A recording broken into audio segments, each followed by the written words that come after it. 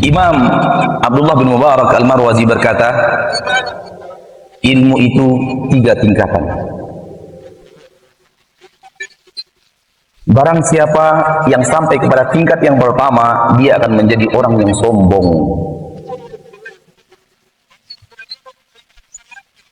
Barang siapa yang sampai kepada tingkatan yang kedua, dia menjadi orang yang tawadhu'. Dan barang siapa yang mencapai tingkatan yang keempat, dia akan merasa bahwa dia tidak tahu apa-apa.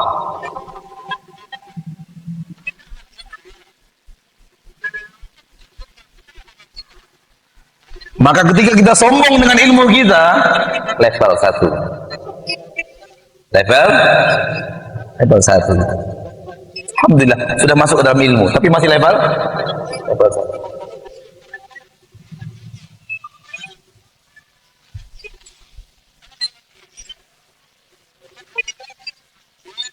Saya sampaikan, mungkin terdengar di radio karena di live kan di radio, tapi kita ulang, mungkin ada yang belum mendengarnya.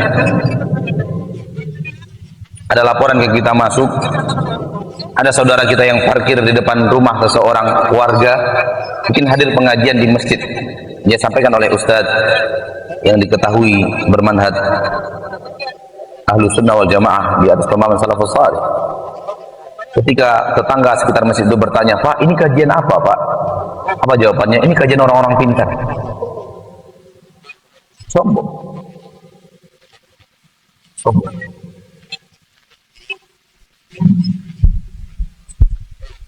Pahami itu dengan baik, bahwa syariat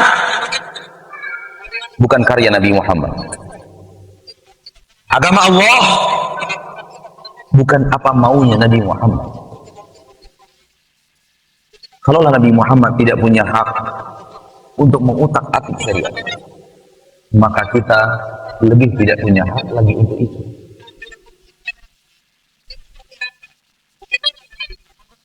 Yang kedua, pahami saudaraku kaum muslimin dan muslimat,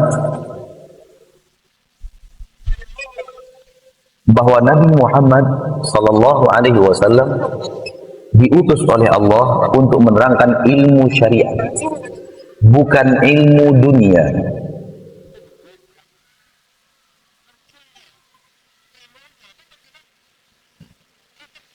Apa yang Anda maksud? Apa yang saya maksud dengan ilmu syariat? Ilmu tentang halal dan haram. Ilmu tentang mana yang boleh, mana yang tidak boleh. Mana yang diridhoi oleh Allah, mana yang tidak diridhoi oleh Allah. Mana jalan ke surga, mana jalan ke neraka. Inilah ilmu syariat yang saya maksud. Mana ilmu dunia yang saya maksud? Ilmu dunia adalah ilmu membaca dan menulis, ilmu sains dan teknologi, ilmu fisika dan kimia, ilmu kedokteran, ilmu apa lagi? Sebutkan ilmu-ilmu dunia murni. Ini ilmu dunia yang saya maksud. Rasulullah diutus untuk ilmu syariat. Rasulullah diutus oleh Allah menjadi Rasul untuk menangani ilmu syariat, bukan ilmu dunia. Oleh karena itu, 4 kali 4 sama dengan 16 tidak ada di dalam Al-Quran. Sebagaimana tidak ada di dalam Sunnah.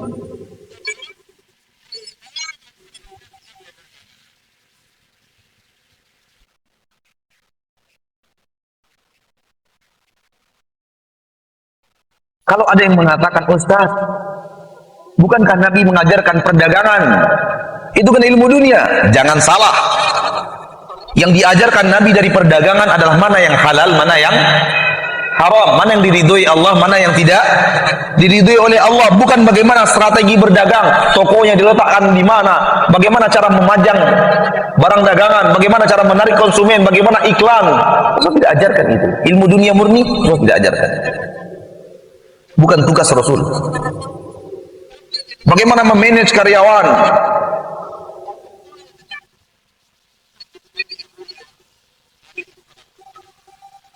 bukan itu. Bukan itu. Yang diajarkan Rasul adalah mana jenis perdagangan yang maksiat, mana jenis perdagangan yang diridhoi oleh Allah. Ini ilmu syariat. Bisa dipahami? Bisa. Kalau kita sudah paham bahwa Nabi Muhammad diutus oleh Allah untuk menerangkan masalah syariat, ilmu-ilmu syariat, bukan ilmu-ilmu dunia, maka fahamlah kita, bid'ah hanya ada dalam ilmu syariat. Bid'ah yang dikatakan Rasul, kullu bid'atin dhalalah, seluruh bid'ah itu sesat. Jangan pernah larikan kepada ilmu dunia. Ilmu dunia Rasul tidak dikirim untuk itu. Rasul tidak diutus untuk itu. Soal ilmu dunia, Rasulullah SAW mengatakan, antum a'lamu bi umuri dunyakum. Kalian lebih tahu daripada diriku tentang ilmu dunia kalian. Lebih paham kalian daripada saya. Hadis sahih diriwayatkan oleh Imam Ibnu Khuzaimah dan Ibnu Hibban di dalam sahih. Kalian soal dunia lebih mengerti daripada saya. Tapi soal syariat, soal agama, soal ketaatan, soal halal haram, soal ibadah, semua kalian bergantung kepada Nabi Muhammad. Nabi Muhammad sallallahu alaihi wasallam. Makanya ketika Nabi mengatakan kullu bid'atin dhalalah, jangan pahami dunia. Nabi tidak diutus untuk urusan dunia. Nabi diutus untuk urusan syariat. Maka bid'ah hanya ada di dalam syariat. Bid'ah hanya ada dalam dunia, dalam kata, makna kata. Bid'ah artinya baru. Ya ada bid'ah dalam ilmu dunia, baru sebelumnya nggak ada. Ada. Tapi hanya kata saja, hal yang baru. Bukan bid'ah yang kata Nabi dalam syariat, kullu bid'atin dhalalah, bukan itu. Maka bid'ah, ma'asyiral muslimin dan muslimat, dalam syariat. Dalam dunia bid'ah itu hanya sekedar bahasa. Pesawat bid'ah, baru, betul itu. Tapi tidak masuk dalam konsep kullu bid'atin dhalalah. Mobil bid'ah, betul itu. Dulu nggak ada mobil. Sepeda motor Suzuki, Yamaha, Honda, bid'ah. Iya, bid'ah itu. Bid'ah secara apa? Bahasa, hal yang baru. Dulu nggak ada. Dulu orang kemana-mana pakai unta, pakai keledai, pakai bagal.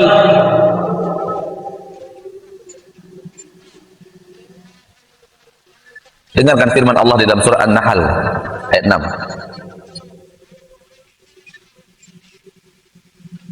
Ayat 8. An-Nahl ayat 8. Wal khayla wal bighala wal hamira litarkabuha wa zinah wa yakhluqu ma la ta'lamun. Dan Allah telah ciptakan kuda, bagal, hamir, keledai untuk kalian tunggangi sekaligus perhiasan. Dan Allah akan menciptakan sesuatu yang kalian belum tahu. Maka kuda di zaman Rasul mirip dengan kuda Mitsubishi zaman kita. Apa tugas utamanya? Transportasi. Apa tugas keduanya? Hiasan diri. Apa maksud hiasan diri? Naik kuda yang kurus, tidak terawat, tidak sama dengan naik kuda yang sehat dan gagah, gemuk, berlari kencang. Beda. Makanya naik Corolla Daihatsu 83 beda dong sama naik Suzuki APV. Beda. Tugasnya sama sebenarnya, transportasi. Tapi dalam perhiasannya berbeda. Naik Kijang dengan naik Serena beda. walaupun sama-sama alat transportasi. Litarkabuha, untuk kalian tunggangi dia, wazina, dan sebagai perhiasan. Allah akan menciptakan sesuatu yang kalian tidak tahu. Jadi kalau kita tanya, Toyota itu ciptaan Jepang, betul atau tidak? Enggak, ciptaan Allah. Siapa yang menemukan, yang memberikan izin kepada orang Jepang untuk menemukan itu? Allah. Bahan-bahannya siapa yang buat? Allah. Coba cari bahan yang bukan ciptaan Allah dalam Toyota itu. Nggak ketemu. Nggak ketemu. Besi, aluminium, karet, bahan bakar, apalagi saya nggak tahu. Yang pasti nggak ada yang ciptaan manusia 100% nggak ada. Semua ciptaan Allah, manusianya mengolahnya. Besi, olah aluminium, olah ini, jadi mesin Toyota. Karet diolah begini, jadi ban. Dirangkai, jadilah dia mesin yang bergerak. Demikian juga dengan pesawat dan yang lainnya. Allah akan menciptakan sesuatu tunggangan yang kalian tidak tahu kepada manusia-manusia, kepada kaum muslimin di zaman Rasul. Inilah jawaban. Kembali kita kepada apa yang kita katakan, Nabi Muhammad SAW diutus untuk urusan agama, untuk urusan syariat. Maka jangan pernah membantah bid'ah. Hadis tentang bid'ah, kullu bid'atin dhalalah, jangan pernah bantah dengan sesuatu yang bersifat duniawi. Gak benar itu kullu bid'atin dhalalah. Kenapa? Karena kalau kullu bid'atin dhalalah, kita berarti kita nggak bisa pergi haji naik pesawat. Salah paham. Berarti kita harus naik haji pakai unta saja. Karena kalau sudah naik pesawat bid'ah, seluruh bid'ah sesat. Salah paham. Kalau salah paham itu bahasa halusnya, Pak. Bahasa kasarnya bodoh. Bahasa kasarnya apa? Bodoh.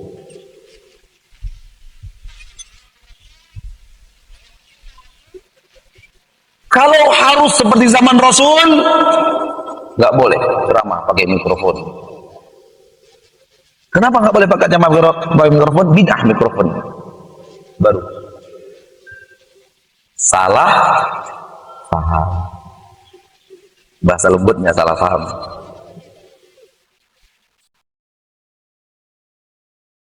Nabi tidak pernah mengatur apa kendaraan yang akan kita pakai untuk pergi haji. Nggak pernah diatur oleh Nabi Muhammad, karena itu urusan dunia. Soal bagaimana Anda mau datang, apa transportasi Anda, urusan dunia, terserah Anda. Mau pakai unta, mau pakai kuda, mau pakai keldai, terserah Anda. Yang penting wukufnya di Arafah tanggal 9. Tapi kalau kita membuat syariat baru, wukufnya tanggal 9, namun di Banten bid'ah. Wukuf tanggal 9 Zulhijjah, tapi di mana? Di Banten. Bid'ah. Karena yang sudah diotak-atik adalah syariat. Ada orang yang wukufnya di Arafah, Masya Allah, sudah benar, tapi tanggal 5 Ustaz, bid'ah.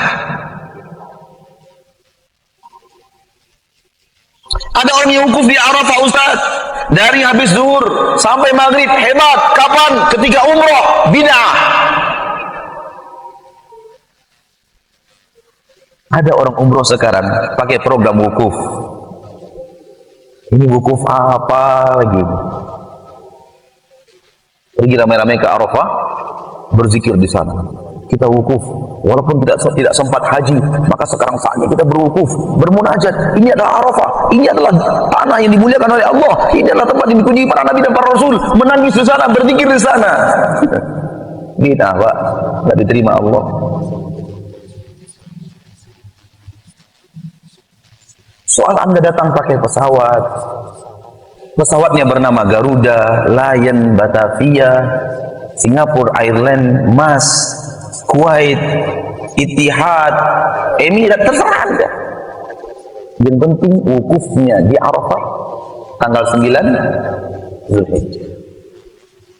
Karena wukuf di Arafah 9 Zulhijjah syariat. Soal transportasi apa Anda ke sana? Dunia.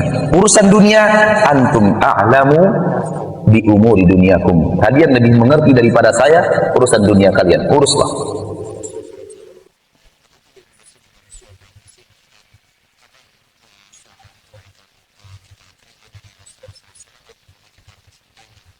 Banyak ustaz, maaf, wahai para ustaz. Banyak dai, mohon maaf, wahai para dai. Banyak mubaligh, mohon maaf, wahai para mubaligh. Banyak orang-orang yang bergelar ulama, wahai orang-orang yang bergelar ulama, tidak bisa memisahkan mana bid'ah dalam syariat, mana bid'ah dalam dunia.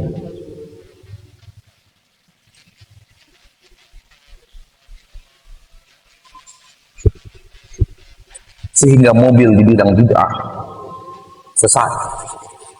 Pesawat dibilang bid'ah, sesat. Mikrofon dibilang bid'ah, sesat. Televisi dibilang bid'ah, sesat. Internet dibilang bid'ah, sesat. Salah. Dia tidak paham bahwa Rasulnya Muhammad tidak diutus untuk urusan-urusan dunia.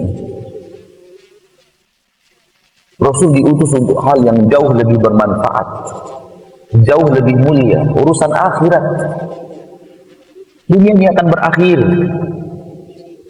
paling berakhir sampai kita mati, sampai kita wafat, atau paling tinggi berakhir sampai dunia kiamat. Iya kan? Habis dunia ini sudah. Dan apabila kita melihat perjalanan umat, itu rata-rata sains teknologinya canggih, sombong, Allah hancurkan. Kemudian canggih lagi sains teknologinya, sombong, Allah hancurkan. Mulai dari awal. Sombong, hancurkan. Betul atau tidak? Coba lihat Al-Quran. Boleh saya minta informasi sedikit? Saya dulu ada pelajaran di SD, saya sudah lupa. Siapa penemu apa? Bahwa benda ketika di air bisa mengapung karena tekanan dari air. Archimedes, tahun berapa dia hidup? 1800. Duluan mana dia hidup daripada Nabi Nuh?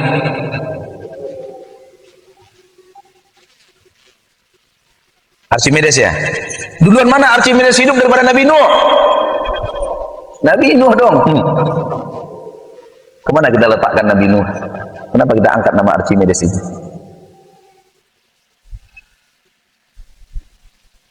Wa hamalnahu ala dhati alwahi wa nusur. Kami bawa Nuh, kami layarkan Nuh di atas lembaran-lembaran papan dan paku. Mana Archimedes di zaman itu?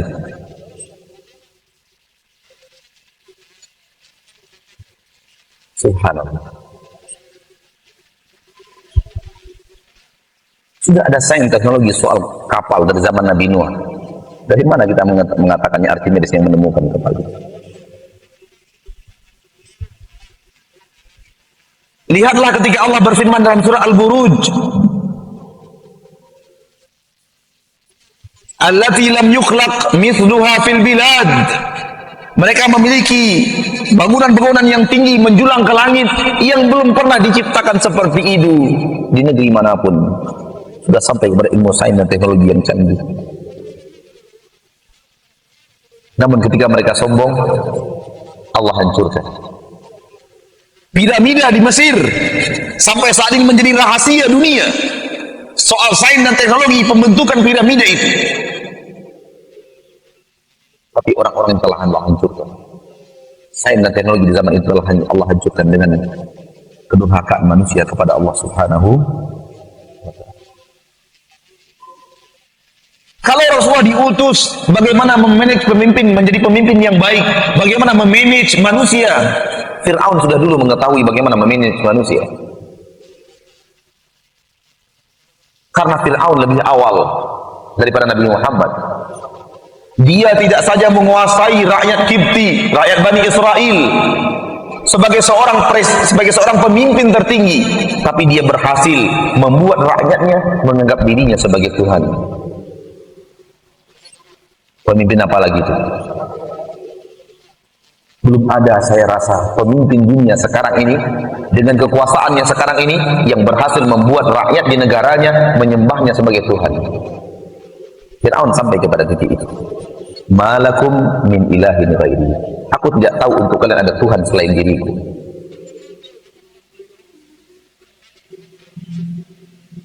Soal memanage manusia, Fir'aun sudah mengetahui ilmunya. Soal ekonomi, Qarun sudah menguasai ilmunya. Kekayaan Qarun tidak pernah ada bandingnya sampai saat ini. Wa inna mafatihahu latanu bil usbati ulil quwwah.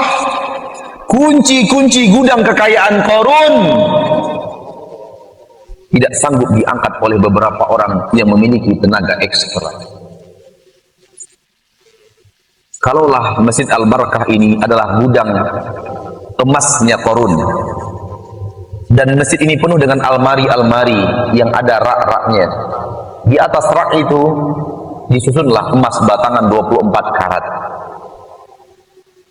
Kira-kira sebesar ini satu gudang, berapa emasnya? Namun kuncinya masih bisa kita angkat pakai jari kelingking. Bayangkan, kuncinya bisa kita angkat pakai jari apa? Kumpulkan ini, kunci-kunci gudang yang bisa kita angkat pakai jari kelingking. Suruh 3, 4, 5 orang ahli angkat berat di Indonesia nggak sanggup mengangkatnya secara bersama-sama.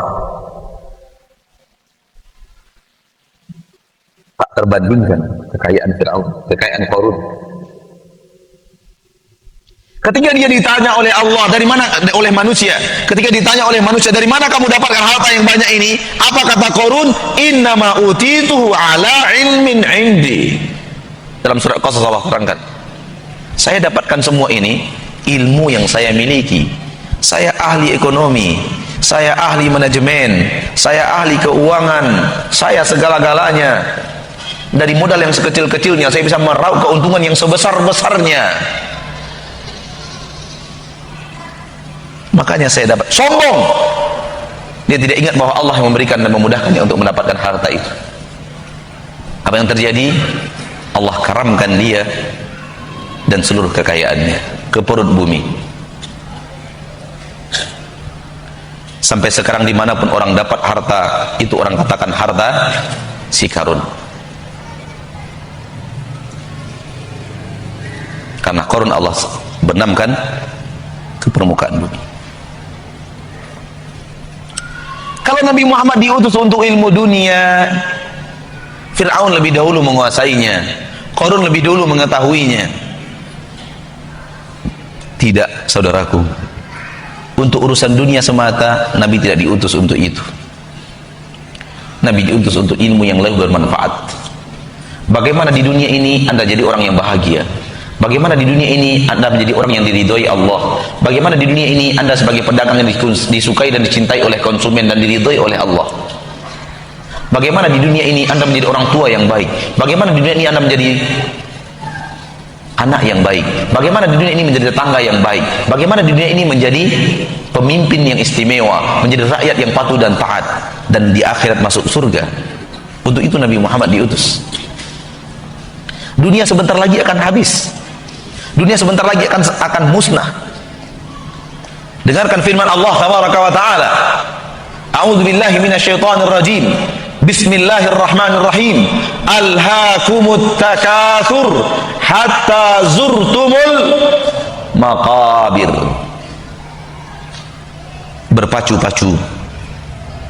Berpacu banyak telah melalaikan kalian sampai kalian ziarah ke kubur. Hatta zurtum al maqabir, sampai kalian ziarah ke kubur. Apakah ziarah maksudnya itu? Ziarah maksudnya sampai kalian masuk kubur. Saudaraku, lihat baik-baik. kita masuk ke dalam kubur, Nabi Muhammad masuk ke dalam kubur, sahabat masuk ke dalam kubur, itu masih dihitung ziarah. Masih dihitung apa? Ziarah.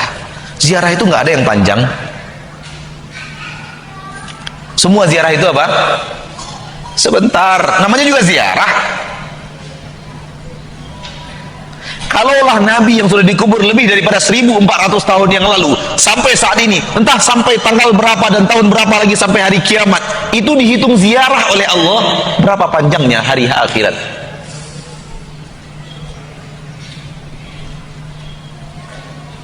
Kalau Nabi yang telah terkubur lebih daripada 1400 tahun yang lalu dan tidak tahu berapa abad lagi sampai kepada hari kiamat, masih dihitung ziarah oleh Allah, berapa panjangnya umur Anda di dunia ini?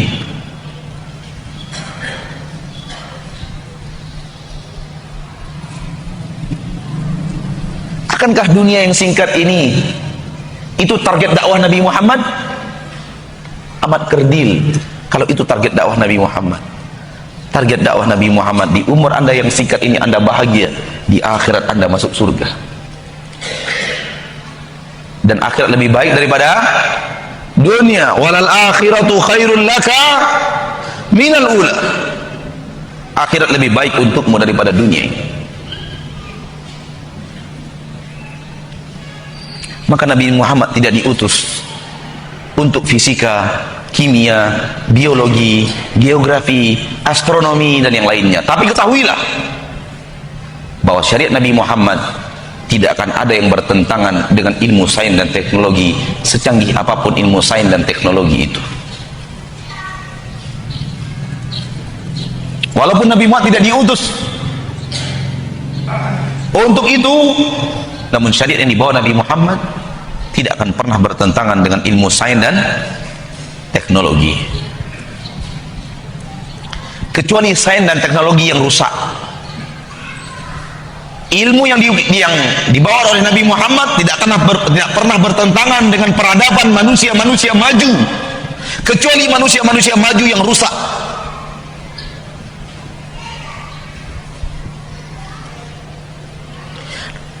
Agama yang dibawa Nabi Muhammad tidak akan pernah bertentangan dengan stabilitas nasional.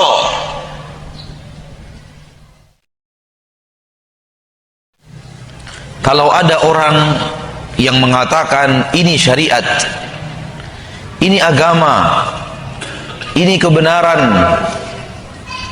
ternyata apa yang dia katakan syariat, apa yang dia katakan agama, apa yang dia katakan kebenaran, tidak ada keterangannya di dalam Al-Quran, tidak juga di dalam hadis.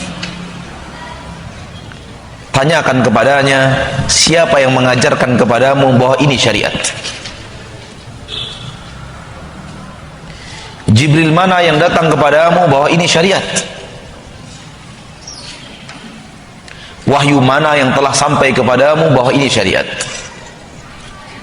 Karena yang kita tahu, wahyu dan syariat hanya datang dari Nabi Muhammad sallallahu alaihi wasallam. Kita tidak tahu syariat selain yang datang kepada kita dari Rasul kita Muhammad sallallahu alaihi wasallam.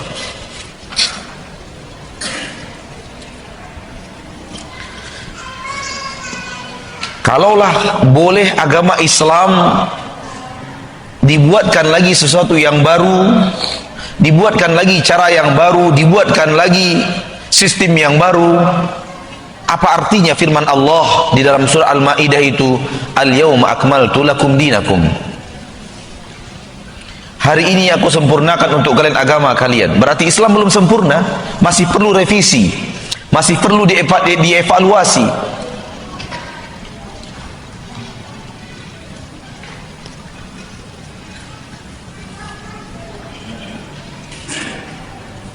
Lalu apa artinya hadis-hadis Nabi Muhammad yang sangat banyak? Hampir di setiap khutbah, hampir di setiap ceramah, Rasulullah memulainya dengan mengatakan, fa inna asdaqal hadits kitabullah, fa inna asdaqal hadits kitabullah, wa khairal hadi hadi Muhammadin sallallahu alaihi wasallam, wa syarrul umuri muhdatsatuha, fa inna kulla muhdatsatin bid'ah, wa kulla bid'atin dhalalah. Sebaik-baik bacaan adalah kitabullah, sebaik-baik petunjuk Muhammad Rasulullah, seburuk-buruk perkara bid'ah yang baru. Setiap yang baru bid'ah, setiap yang bid'ah setiap yang bid'ah itu sesat. Apa artinya hadis yang sangat banyak? Wa iyyakum wa muhdatsatil umur. Man amila amalan laysa alaihi amruna fa huwa raddun. Apa artinya hadis ini kalau bid'ah masih boleh untuk umat Islam? Sesuatu yang dilarang, sesuatu yang dikatakan buruk, sesuatu yang dikatakan sesat boleh? Apa artinya hadis Nabi? Apa artinya larangan Nabi kita Muhammad sallallahu alaihi wasallam? Apakah Nabi melarang kita untuk hal yang boleh dikerjakan? La ilaha illallah. Malakum kaifa tahkumun? Wahai kalian, bagaimana kalian membuat keputusan?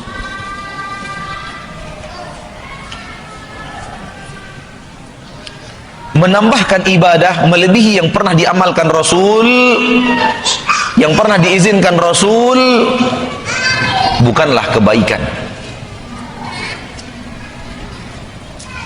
tetapi kesalahan dan kesesatan.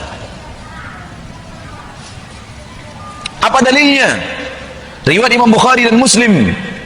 3 orang datang bertanya kepada istri Nabi tentang ibadah Nabi Muhammad. Ka'annahum taqalluha. Mereka merasa ibadah Nabi Muhammad kok sedikit.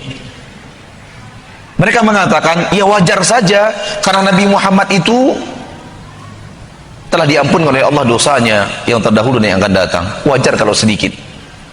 Maka yang pertama berkata, amma ana fa aqumul laila wala arqud. Saya bertekad untuk setiap malam salat sepanjang malam tanpa tidur. Kalau Nabi Muhammad seperti yang terakhir, saya seluruh malam. Waduh, jauh lebih hebat dari Nabi Muhammad secara jumlah. Yang kedua berkata, amma ana fa asumun nahara fala uftir. Adapun saya akan puasa sepanjang hari, tiada hari tanpa puasa, dan saya tidak akan berbuka di siang hari. Sementara Nabi Muhammad tidak seperti itu. Luar biasa. Soal banyaknya luar biasa.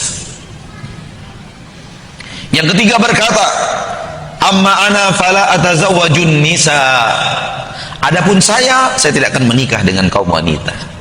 Karena menikah memiliki beban dan tanggung jawab. Itu akan melalaikan saya dari ibadah. Banggakah Rasul dengan umat yang seperti ini? Jawabannya tidak. Nabi berkata setelah itu, ma balu qaumin yaquluna kadza wa kadza. Kenapa ada di antara umatku sekelompok orang yang berkata begini, begini, begini? Ketahuilah, ana a'lamukum wa atqakum lillah.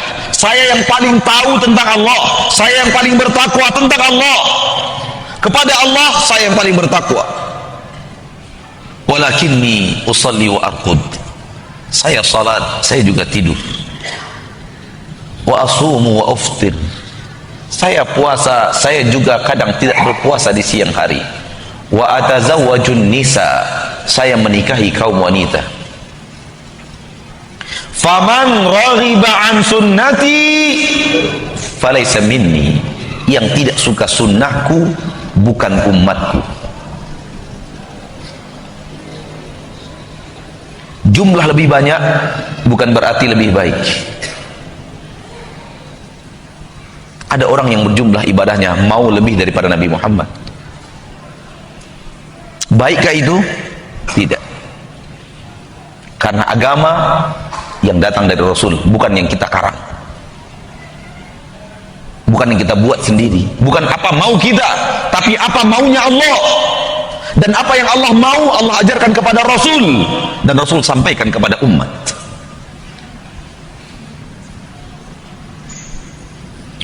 Ketika Abdullah bin Amr bin As minta izin untuk mengkhatamkan Al-Quran sekali satu hari, setiap hari satu kali, tidak diizinkan Nabi.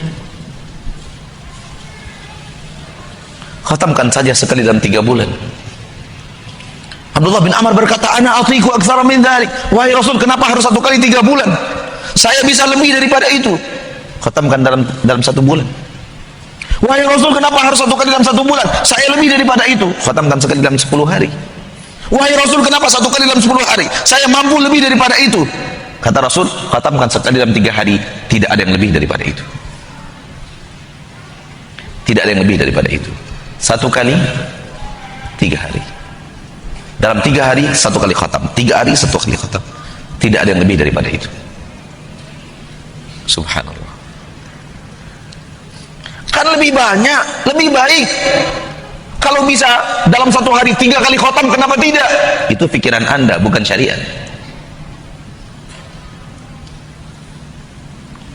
Dengarkan ketika Nabi berbicara tentang Khawarij. Kalian wahai para sahabat, tahqiruna salatakum bi salatihim wa siyamakum bi siyamihim wa qur'anakum bi qur'anihim. Ibadah salat kalian anggap kecil kalau kalian melihat ibadah salatnya orang Khawarij. Puasa kalian anggap kecil kalau sudah melihat puasanya orang Khawarij. Membaca Al-Quran kalian enggak seberapa kalau kalian melihat membaca Qurannya orang Khawarij. Dalam riwayat lain, salatukum indahum laisa bisyai. Salat kalian dibanding salat mereka enggak ada apa-apanya. Puasa kalian dibanding puasa mereka tidak ada apa-apanya. Quran kalian dibanding Quran mereka tidak apa-apanya. Apakah artinya Khawarij lebih baik dari sahabat? Tidak. Yamrukuna minad din muruqas sahmi minar ramiyah. Mereka keluar dari agama. Padahal sholatnya lebih banyak daripada sholat para sahabat, puasanya lebih banyak daripada puasa para sahabat, baca Qurannya lebih lancar, lebih banyak, lebih giat daripada membaca Al-Qurannya para sahabat. Kenapa yang meruku minad din? Kenapa keluar dari agama? Karena tidak mengikuti agama, karena tidak mengikuti syariat.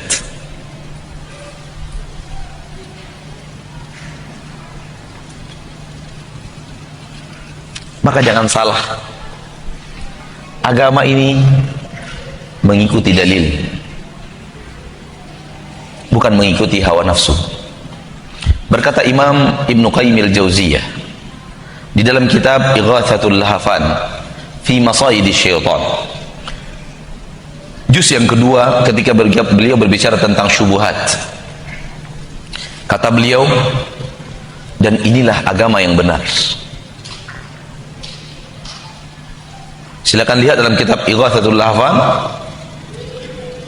juz yang kedua ketika beliau bicara tentang syubhat.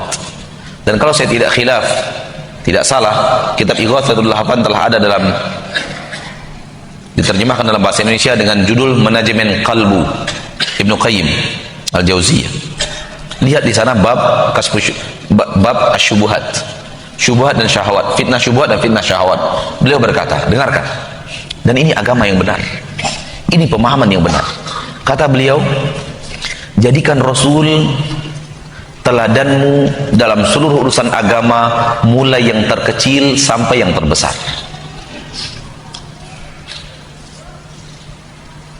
Jangan ikuti beliau sebahagian sementara sebagian lain tidak.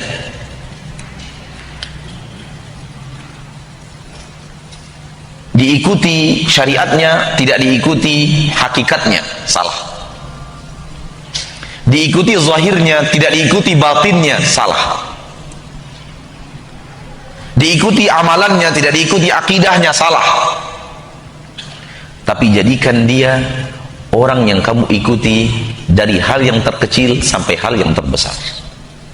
Apabila Anda bertemu sebuah pendapat itu sesuai dengan apa yang dikatakan Rasulmu, terima, bukan karena siapa yang berbicara, tapi karena dia sesuai dengan syariat nabimu. Dan apabila ada sebuah perkataan yang menyelisihi syariat nabimu, tolak, bukan karena orang yang berbicara, tapi karena pembicaraan dia tidak sesuai dengan syariat nabimu. Karena sesungguhnya al-huda dairun fi aqwalihi wa af'alihi, fama kharaja anha fahuwa dhalal. Hidayah, wahai yang menginginkan hidayah, wahai yang mendambakan hidayah, hidayah itu ada di dalam perkataan Rasul dan perbuatan beliau.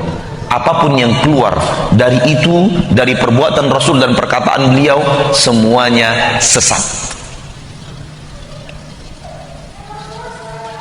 Ini bukan perkataan saya, perkataan ulama abad ke-8 Hijriyah, Ibnu Qayyim al-Jauziyah, murid Syekhul Islam Ibnu Taimiyah. Hidayah ada dalam perkataan Rasul dan perbuatan Rasul. Cari di sana, jangan cari kemana-mana. Sesuai hidayah, tidak sesuai sesat.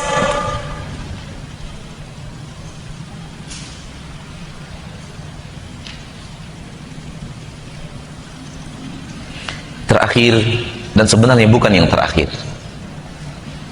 namun waktu yang tidak bisa terlalu panjang disebabkan ada keterbatasan dan ada kelelahan. Hai kaum muslimin, saudaraku saudariku, apakah anda tidak sadar bahwa di akhirat kelak anda akan bertemu dengan Rasulullah sallallahu alaihi wasallam di padang mahsyar, di masa perhitungan, di masa berhisab? Ada Nabi Muhammad di sana. Sebagai apa Nabi Muhammad itu? Sebagai saksi akan benar dan salahnya apa yang anda lakukan.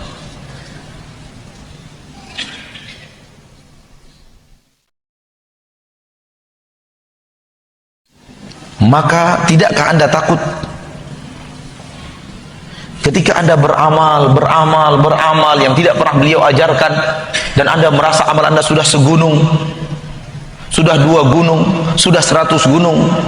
Ternyata ketika di hadapan Rasul, Rasul berkata, tak satu pun dari amalan kamu ini yang saya ajarkan.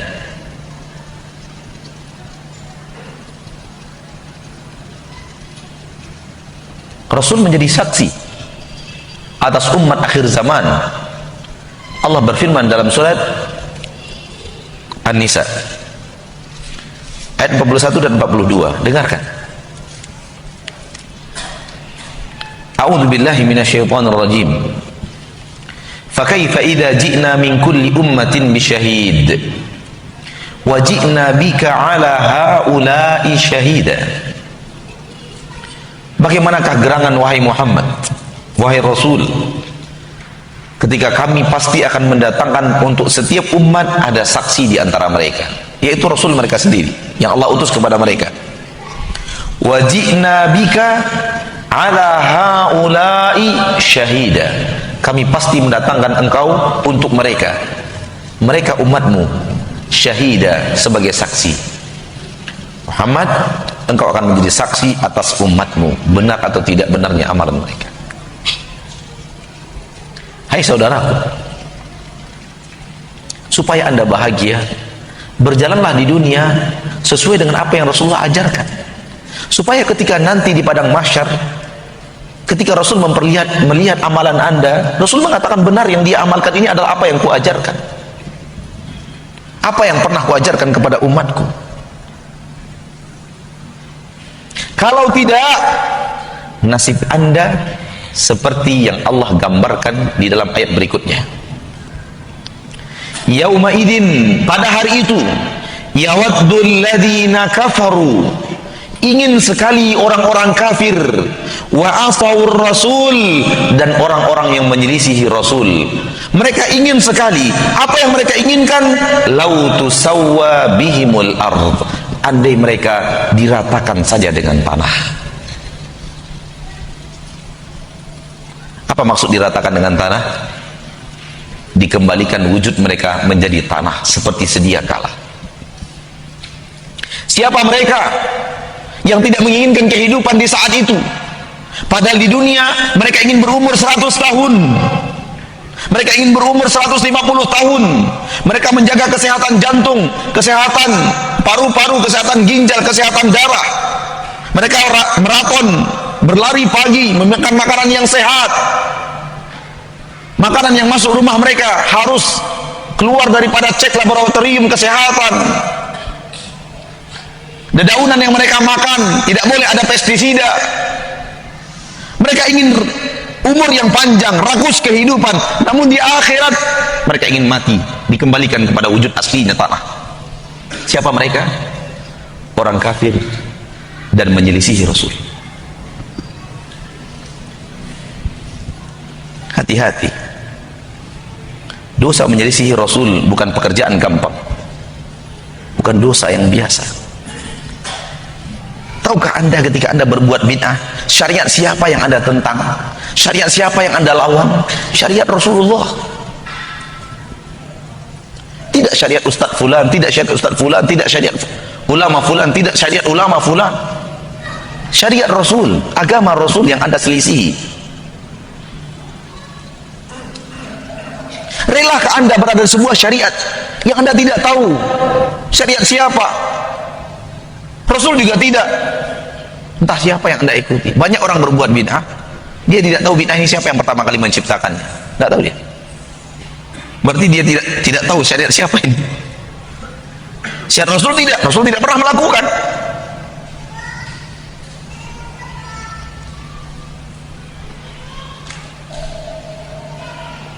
Berfikirlah.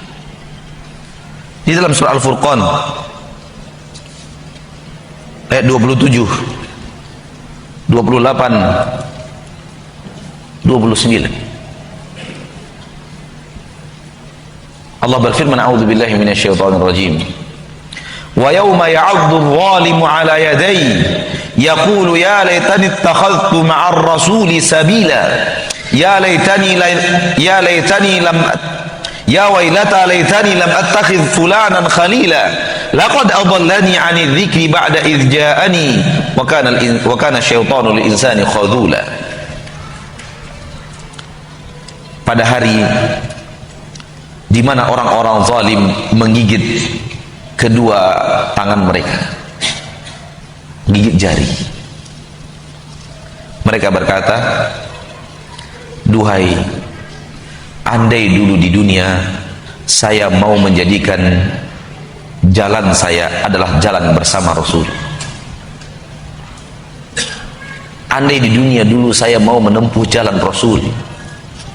Penyesalan di akhirat yang Allah gambarkan di dalam Al-Quran, ketika mereka tidak mau menempuh jalan Rasul, mereka tidak mau mengikuti jalan Rasul, mereka ingin jalan sendiri, mereka buat jalan sendiri, mereka buat jalan ke surga sendiri, mereka yakini itu sebagai ibadah sendiri. Nabi tidak pernah kerjakan, Nabi tidak pernah ajarkan. Pada hari itu mereka gigit jari dan mereka berkata, andai di dunia dulu saya mau mengikuti jalan Rasul. Penyesalan, penyesalan tiada arti, penyesalan tiada guna, penyesalan yang tidak lagi diterima. Tinggallah penyesalan dan adab di balik penyesalan itu. Ya wailata laitani lam attakhidh fulanan khalila. Duhai gerangan, andai dulu aku di dunia tidak menjadikan si fulan sebagai sahabat karib saya. Hati-hati mencari sahabat karib. Hati-hati menjadi sahabat karib. Sahabat karib Anda yang akan menyesatkan Anda dari jalan Allah. Ini yang akan terjadi. Andai di dunia dulu saya tidak menjadikan si fulan menjadi sahabat karib saya, menjadi sahabat saya. Kenapa? Laqad adallani 'ani dzikri ba'da idz ja'ani. Dia telah menyesatkan aku daripada zikir ibadah kepada Allah setelah datang kepadaku syariat tersebut. Wa kana syaitanu lil insani khadula. Adalah syaitan selalu ingin menghinakan manusia. Saudaraku, saudariku, kalau kita ingin membuka ayat, puluhan ayat tentang perintah taat kepada Rasul, belasan ayat tentang larangan menyelisihi Rasul, tidak ada artikah itu semua bagi kita sehingga berhak kita berbuat sesuatu yang Rasul tidak buat, berhak kita melakukan sesuatu yang Rasulullah tidak ajarkan? Siapa Rasul Anda? Tanya, mikir, Rasul saya siapa ya? Nabi Muhammad. Kok syariat yang saya terima bukan syariat Nabi Muhammad? Rasul saya siapa ya? Nabi Muhammad. Kok tata cara berzikir saya tidak sama dengan berzikirnya Nabi Muhammad? Mikir sedikit dong. Rasul saya siapa? Muhammad sallallahu alaihi wasallam. Kenapa Rasul saya tidak mengerjakan? Saya harus mengerjakan. Siapa yang menyuruh saya mengerjakan ini?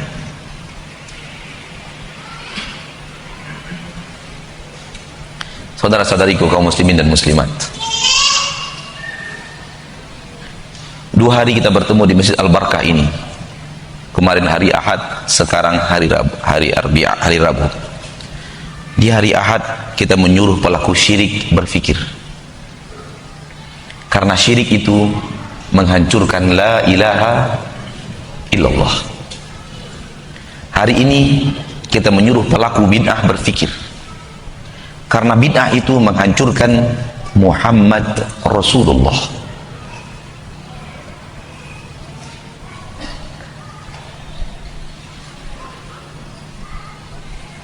Yang paling kuat menghancurkan la ilaha illallah syirik, dan yang paling kuat menghancurkan Muhammad Rasulullah bid'ah.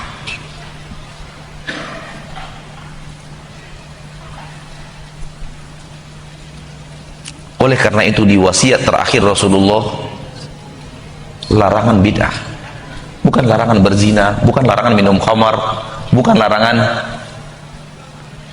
korupsi, bukan larangan bid'ah. Wa iyyakum wa muhdatsatil umur, jauhi oleh kalian hal yang baru dalam urusan syariat.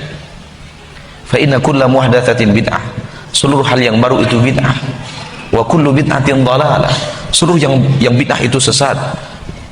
Wa kullu dhalalatin finnar, seluruh yang sesat itu tempatnya di neraka. Orang kalau sudah jauh daripada syirik, jauh daripada bid'ah, syahadatainnya lurus. Maksiat bagaimana Ustaz? Siapa sih yang tidak pernah terjebak dalam maksiat? Tolong tunjukkan saya mana orangnya. Saya ingin belajar bagaimana caranya selamat dari maksiat, tapi saya nggak bisa, karena kodrat saya sebagai seorang insan memiliki kesalahan. Dan orang yang berbuat maksiat sadar dia sedang berbuat maksiat. Namun orang yang sedang berbuat bid'ah, dia merasa sedang berada di jalur ibadah. Kapan dia akan taubat?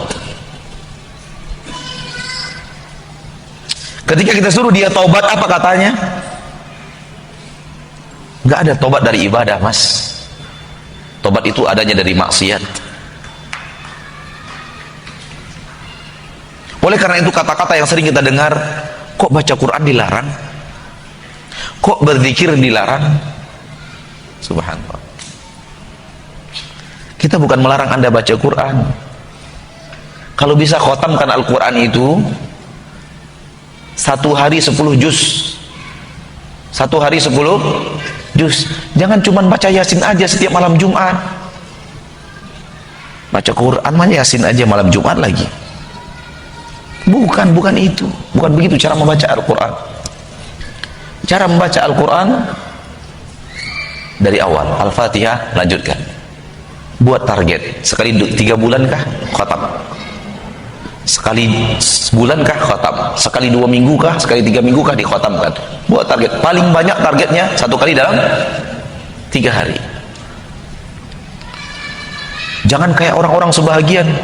Waduh mah, mengkhatamkan Quran gampang. Bagaimana caranya? Kata Nabi Muhammad, surat Ikhlas itu sepertiga Al-Quran. Baca aja 3 kali.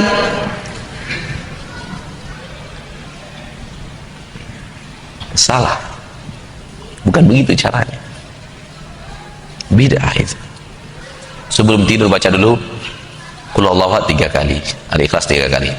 Setan datang menghembuskan kesejukan, Anda telah mengkhatamkan Al-Quran.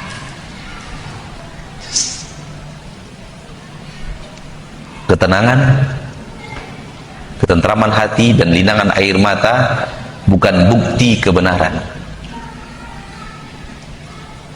tapi kebenaran pasti membawa Anda tenang dan berlinangan air mata, pasti. Namun hanya tenang, hanya tentram, hanya linangan air mata bukan bukti itu adalah kebenaran. Karena linangan air mata bisa datang dari jebakan syaitan. Ada orang yang melihat sebuah perkumpulan, dia hadir di perkumpulan itu. Apa katanya? Semenjak saya hadir di perkumpulan itu, jiwa saya tenang Pak Ustadz, jiwa saya tentram Pak Ustadz. Walaupun saya sering nonton Take Me Out Indonesia, tapi jiwa saya tenang dan tentram.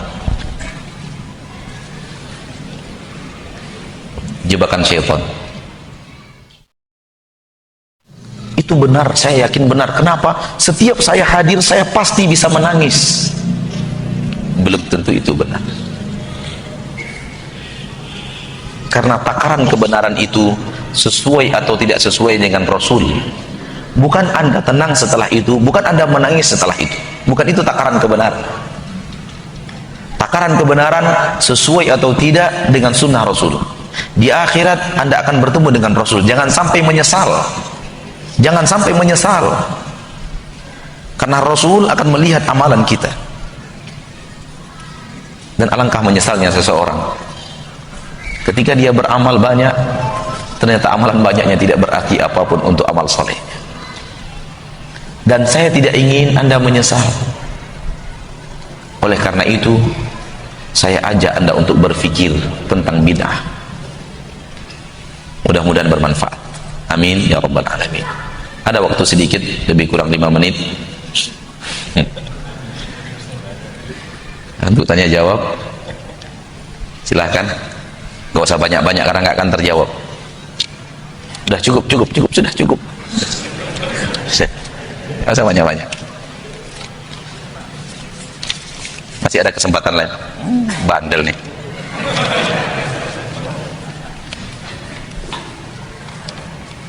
Paman saya adalah orang yang berakidah tarekat Qadiriyah. Dia berkata, sesuatu yang wajib itu tidak bisa diubah-ubah. Tetapi sesuatu yang sifatnya sunnah itu bisa diubah-ubah oleh kita. Bahkan dia berkata, majunya Islam itu karena adanya bid'ah-bid'ah. Bagaimana menjawab syubhat ini Ustadz? Bilang saja, Pak, Paman, Anda sudah terbalik. Nabi mengatakan persatuan umat, kemajuan umat di dalam sunnah, bukan di dalam bid'ah. Ketika para sahabat bisa bersatu padu, itu karena tidak ada bid'ah di barisan mereka. Namun ketika umat sudah menggeluti bid'ah, yang terjadi perpecahan. Ada hadisnya Ustadz. Apa hadisnya? Ikhtilafu ummati rahmah. Perbedaan pendapat di kalangan umatku rahmat. Kita katakan hadis palsu itu. Hadis palsu. Mana ada perbedaan pendapat rahmat? Orang Indonesia saja tidak bisa terima, apalagi orang Arab. Kenapa orang Indonesia tidak bisa terima? Dari dulu kita punya semboyan, bersatu kita teguh, bercerai kita runtuh. Mana ada bercerai kita utuh? Mana ada bercerai kita teguh? Nggak ada itu. Bohong itu.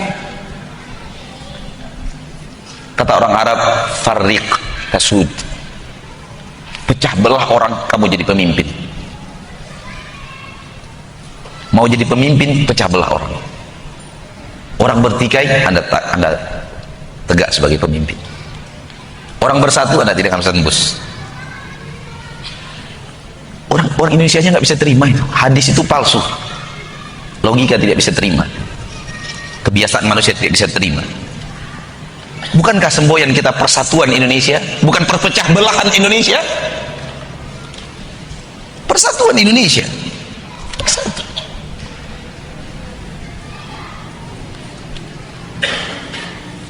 Wajar kalau dia punya paham seperti ini, karena dia orang tarikat, bukan orang berpegang teguh dengan sunnah. Tarikat seperti ini tidak pernah diajarkan Rasul kita Muhammad sallallahu alaihi wasallam. Seluruh turuk sufiyah, tarikat-tarikat sufiyah tidak pernah diajarkan Rasulullah.